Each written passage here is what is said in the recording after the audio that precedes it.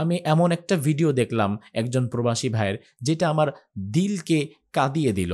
আমি দেখতে পেলাম সৌদি প্রশাসন একজন প্রবাসী ভাইকে ধরার জন্য, অবৈধভাবে হয়তো তিনি আছে, তার কাগজপত্র চেক করার জন্য তার পেছনে দৌড়াচ্ছে। ওই প্রবাসী ভাইটি বাঁচার জন্য রাস্তায় এলোপাথারি দৌড় শুরু করেছে। ইন দ্য মিন টাইম একটি গাড়ি এসে প্রচণ্ডভাবে একটি ধাক্কা দিয়ে মুহূর্তের মধ্যেই তার জীবন প্রদীপ সেখানে নিভিয়ে দিল।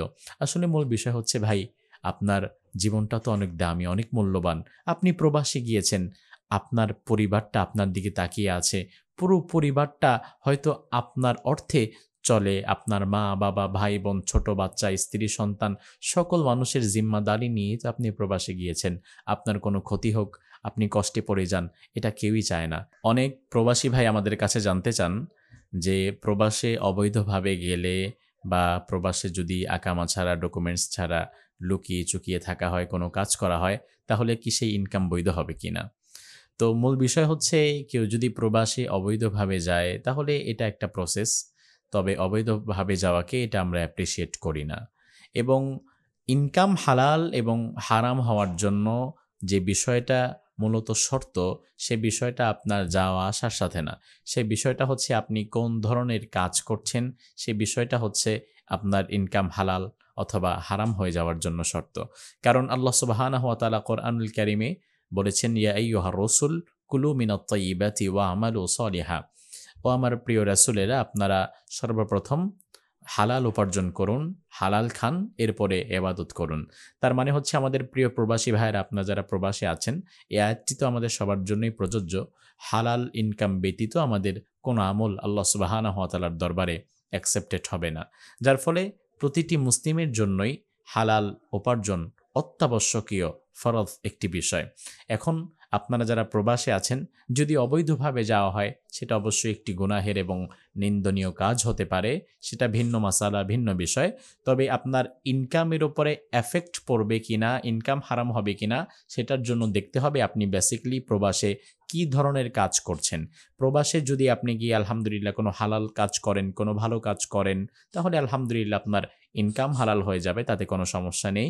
তবে প্রবাসে যাওয়ার পরে আপনি যদি কোনো হারাম কাজের সাথে জড়িয়ে যান, যেমন ইউরোপ, আমেরিকায় আমাদের অনেক প্রবাসী ভাই যারা আছে, সেখানে তারা মদের বারে কাজ করে বা অন্যান্য কিছু হারাম পেশায় তারা জড়িয়ে যায়। তো ডেফিনিটলি সে ইনকামটা তখন হারাম হয়ে যায়।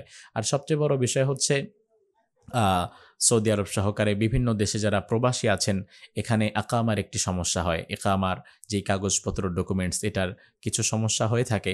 তো এই ইকামার সমস্যা যখন চলমান থাকে, তখন আপনি যতদিন কাজ করবেন আপনার ইনকাম হারাম হবে না, তবে এটা অনুচিত। তার কারণ হচ্ছে আপনি যে দেশে থাকছেন, যে দেশ থেকে আপনি উপার্জন করছেন, ইনকাম করছেন, সে দেশের আইনকে শ্রদ্ধা করতে হবে। সে দেশের বিধিবিধানগুলো মেনে চলা একজন মুসলিমের জন্য দায়িত্ব এবং কর্তব্য। তার কারণ হচ্ছে, আমরা আজকেও একটি ভিডিওতে আমরা দেখতে পেলাম সৌদি পুলিশ ইকামার জন্য প্রবাসীদেরকে খুব বেশি প্রেশার ক্রিয়েট করছে এবং প্রবাসীরা বিভিন্ন জায়গায় যারা অবৈধভাবে বসবাস করছে, তারা বিভিন্নভাবে লুকিয়ে বাঁচার চেষ্টা করছে। আমি এমন একটা ভিডিও দেখলাম একজন প্রবাসী ভাইয়ের, যেটা আমার দিলকে কাঁদিয়ে দিল। আমি দেখতে পেলাম সৌদি প্রশাসন একজন প্রবাসী ভাইকে ধরার জন্য, অবৈধভাবে হয়তো তিনি আছে, তার কাগজপত্র চেক করার জন্য তার পেছনে দৌড়াচ্ছে। ওই প্রবাসী ভাইটি বাঁচার জন্য রাস্তায় এলোপাথারি দৌড় শুরু করেছে। ইন দ্য মিন টাইম একটি গাড়ি এসে প্রচণ্ডভাবে একটি ধাক্কা দিয়ে মুহূর্তের মধ্যেই তার জীবন প্রদীপ সেখানে নিভিয়ে দিল। আসলে মূল বিষয় হচ্ছে ভাই, আপনার জীবনটা তো অনেক দামি, অনেক মূল্যবান। আপনি প্রবাসে গিয়েছেন, আপনার পরিবারটা আপনার দিকে তাকিয়ে আছে। পুরো পরিবারটা হয়তো আপনার অর্থে চলে। আপনার মা, বাবা, ভাই, বোন, ছোট বাচ্চা, স্ত্রী, সন্তান সকল মানুষের জিম্মাদারি নিয়ে তো আপনি প্রবাসে গিয়েছেন। আপনার কোনো ক্ষতি হোক, আপনি কষ্টে পড়ে যান, এটা কেউই চায় না। এজন্য আমাদের পক্ষ থেকেও রিকমেন্ডেশন এটাই থাকবে, কাগজপত্রের ঝামেলা ঠিক করে ফেলা উচিত, বৈধভাবেই প্রবাসে যাওয়া উচিত এবং ইনকাম হালাল এবং হারামটা সম্পূর্ণ এটা ডিপেন্ড করে আপনার কাজের ধরনের উপরে। কাজটি যদি হালাল হয়, আপনার ইনকামও হালাল, এবং কাজটি যদি হারাম হয়, তাহলে ডেফিনিটলি ইনকামও হারাম।